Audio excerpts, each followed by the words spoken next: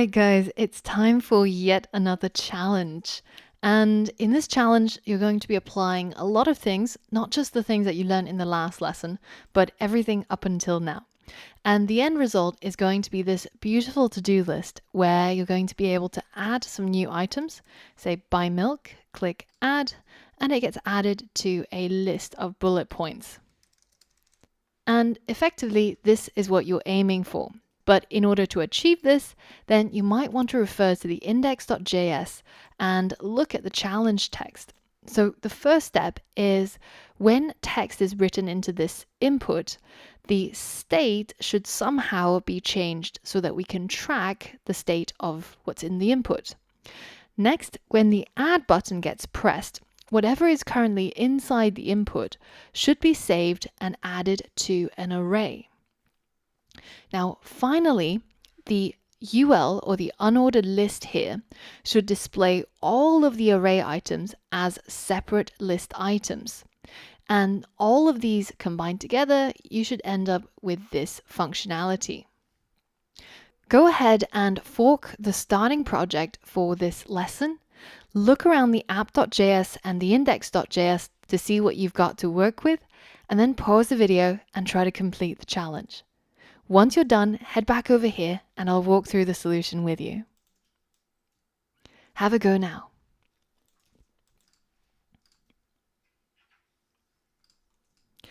All right, so the first thing we're going to tackle is when new text is written into the input, its state should be saved. So how can we do this?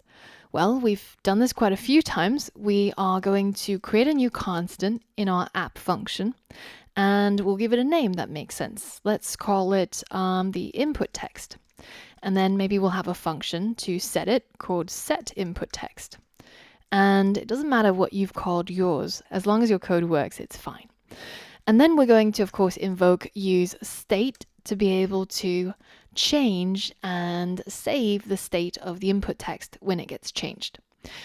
UseState, of course, requires the import up here, and then we get to define an initial value, which I'll set to just an empty string because the input is blank to begin with. Now, let's think about where we would want to use this input text. Well, in this case, we actually don't have an element on screen where we're going to be able to see the state changes for input text. But what we should do, though, is to add a value property to our input and to tie it to this input text state. So this way we are controlling the input and keeping the input value in line with the input text. The next thing to do is when do we actually want to change the input text? When do we want to call this function? Well, it's probably going to be when this input gets changed. So let's add an onChange to this input and get it to call a function, which we'll call handle change. And then let's add this function right here, handle change, and then we get the event that's going to be passed to it. Now, the next thing to do is to create a new constant, which is going to keep hold of the new value of the input. So we'll just call it new value, and I'm going to set it to event.target.value. Now, notice how in this case, we've only got one input, so we don't actually care about the name of the input. So we don't actually need to use destructuring or anything fancy. We just want to get hold of the value of the target that triggered the event. And once we've gotten that, then we can call set input text. And inside this function, we're going to pass it this new value.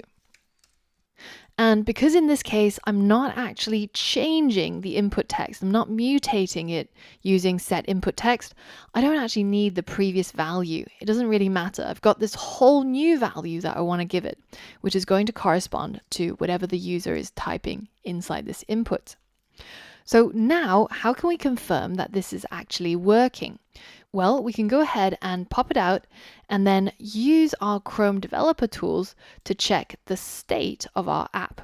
So we've currently got one state being tracked and it starts out being equal to an empty string. That sounds about right. And as soon as I start typing, you'll see that the state updates to reflect the latest state. So now that's being kept track of inside this input text. So we've now achieved part 1. Part 2 involves tapping into the moment when the add button is pressed and then passing the current data in the input to an array. So how can we do that? Well, the goal is to keep track of all of the items that the user has added inside an array. So we can create a new constant which is going to hold an array of items. So we can call it items, to-do items, whatever it is you want to name it. And then we're going to provide a name for the function which is going to set these items. And of course, we're going to use state. Now, the initial value for items is just going to be an empty array. It's not going to hold anything at all. And this means that when this to-do list starts out, we won't actually see any bullet points. So if we want to use this array of items to render all of the LIs to contain the text inside each item, then we would probably have to use what we learned about the map function. So we can tap into our items, call the map function, and then inside the map function, we can pass it an arrow function. And inside this arrow function, we'll get access to each item, or if you want to make sure that there's enough difference between the array and the individual item, you call it to-do item if you want. But effectively, just be sure that you know that this is going to be the singular form that comes from mapping through each of the items. And what we're going to return is an li which has the to-do item as the text in the list item. Now, notice how this syntax is not highlighting at all. It's not giving me different colors. And the reason, if I hover over it, is it says unexpected token. It doesn't recognize this as code. So if we highlight all of this and try to add the left-hand curly brace, it'll add the curly braces around this code and it'll get interpreted as JavaScript. Now, we can of course simplify this down even more because we're only returning a single item, so we can get rid of the return keyword, the opening curly brace, the closing semicolon, and the closing curly brace to end up with just this. So map through all of the items for each to-do item, create an li, and put the to-do item in that li is what we're telling our code to do. Now, all we have to do is call set items when the add button gets pressed. Now, the add button is, of course, this one, and we can simply add a onClick to it and get it to trigger a function. You can either get it to trigger an inline function, so you could add simply some sort of arrow function here. Alternatively, and what I would prefer, just in case we need to reuse this functionality, I'm going to call a function called add item. And then we get to create this add item function up here. And then inside this function, we're going to add whatever text is inside our input into our items array. Now to do that, we of course have to call set items. So let's call set items, and inside here, we want to get hold of the previous items so that we can simply add the new input at the end of the array as a new item. So to do that, we're going to have to create a new arrow function.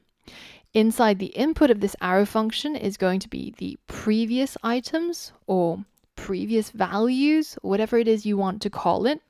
And then what we're going to return is going to be a new array using the spread operator. Yeah, that's what you learned in the last lesson. You can spread arrays, you can spread objects, you can spread butter. It's really, really handy. So let's add our spread operator, add in all of the items from our previous items, and then we're going to add the new item, which is going to be what's currently inside our input text. So I'm going to leave my code as it is now, and I'm not going to simplify it further by removing the return because I think this reads much better, and it's already so short anyways. So now let's go ahead and give our app a spin and see if it works. Let's check our state. we've got two. One is holding a single value. The other is holding an empty array. Let's go ahead and start adding some text by milk. That is being held inside our value, which is the input text. And then when I click add, you can see that our array now has a new value. At index 0, it's got by milk. And because the array now has a value, the state of it has updated, which triggered the map function to create a new list item. If we decide to add another item, say by egg, then our array also gets updated, and we now have this beautiful functionality. So the last thing that you might want to do is just to clear the input when you click the add button, ready for the next item. So the place to do that is probably going to be inside add item, so that once you've sent the input text to the items array, then after that has completed, you probably want to set the input text to an empty string again. So we can call set input text and pass in an empty string, just like that. Now, whenever we type in something by milk, hit add, it gets added, and then it gets cleared. Pretty neat, right? Now, did you manage to complete this challenge? If not, be sure to head back to review your code. And once you're happy with how everything is done, then head over to the next lesson, and we're going to talk about how to manage a component tree and how to pass state around in our component tree. Notice how at the moment we've only got one app component, and that's to try and keep it simple so you can see what's going on, because there's enough complex things going on. But in the next lesson, we're going to level up even more, and we're going to divide up our app into separate components so that we can pass state from child components up to parent components. As you can imagine, I'm going to need you to really understand everything that's already been covered so that you'll be comfortable in the next lesson.